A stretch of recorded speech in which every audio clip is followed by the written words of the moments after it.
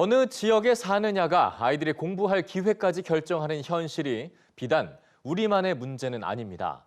나날이 벌어지는 학습 격차를 해소하기 위해선 대학 입시에서도 보다 적극적인 보정 장치가 필요한데요. 다른 나라에선 어떻게 노력하고 있는지 금창호 기자가 알아봤습니다. 미국 텍사스주는 1990년대 중반부터 대학 입시에서 자동 입학제를 도입했습니다. 텍사스주에 있는 어떤 고등학교에서든 내신 상위 10% 안에 드는 학생이면 주립대에 바로 진학할 수 있습니다. 학군이나 인종에 따른 교육 격차를 줄이기 위한 조치입니다. 실제 지난 20여 년간 텍사스주 1위 주립대학 오스틴 주립대 입학생의 출신 고등학교 숫자는 이 제도를 시행하기 전보다 300곳 넘게 늘었습니다. 상위 10% 학생 가운데 단 한 명만 이 학교에 입학한 고등학교 숫자도 제도 시행 전과 비교해 배 이상으로 늘었습니다. 이들 학교는 기회균형 제도가 아니면 사실상 해당 대학에 학생을 진학시키기가 어렵습니다. UCLA와 UC 버클리가 있는 캘리포니아주, 그리고 플로리다주도 이 제도를 시행하고 있습니다.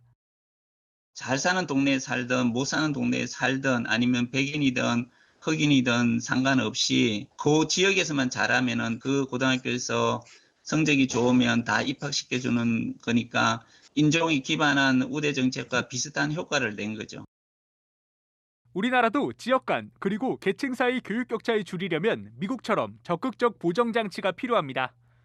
특히 교육 여건이 어려운 지역에 살고 있거나 부모의 소득이 낮은 학생, 장애 학생 등을 위한 기회균형 전형 운영을 일정 비율 이상 의무화해야 한다는 지적입니다.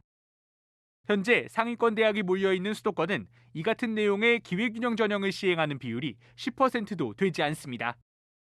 현행 고등교육법 시행령은 오히려 기회균형 전형의 상한선을 전체의 11%, 농어촌과 저소득층 학생을 위한 전형은 전체의 5.5%로 제한하고 있습니다.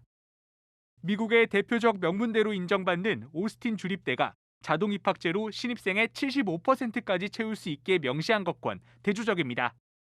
고등학교 입시에서도 20% 정도로 어느 정도 이루어져 있다고 보고요. 입시에서는 수도권 주요 대학이 미치는 영향이 굉장히 크기 때문에 그 대학들을 중심으로 이 기회균형 전형의 비율을 늘리는 것이 필요하고요.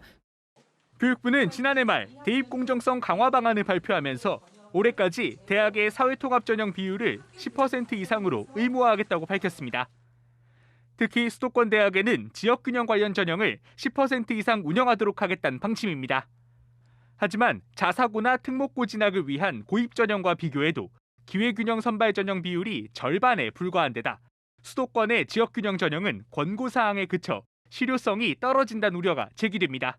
EBS 뉴스 금창호입니다.